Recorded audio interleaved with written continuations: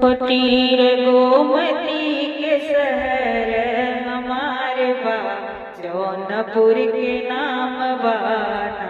वो तीर गोमती के शहर हमारे बा जौनपुर के नाम बाना।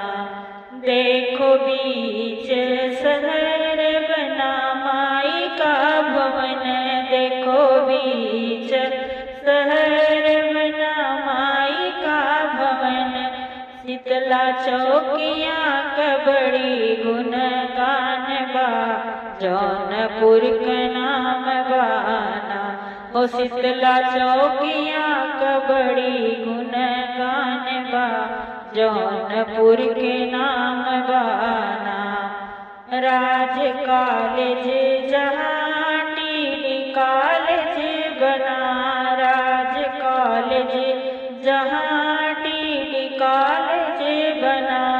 पूर्वांचल के भारत में नाम बा जौनपुर के नाम बाना।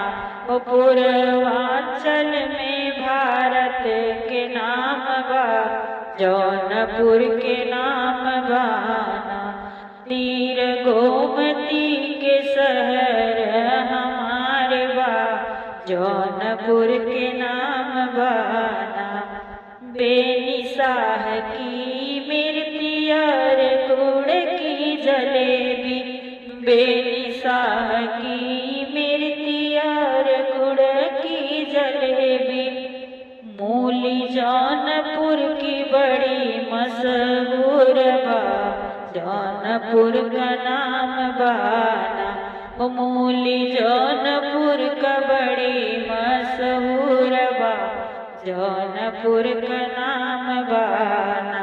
वो तीर गोमती के शहर हमारे बा जौनपुर के नाम बाना। वो तीर गोमती के शहर हमारे बा जौनपुर के नाम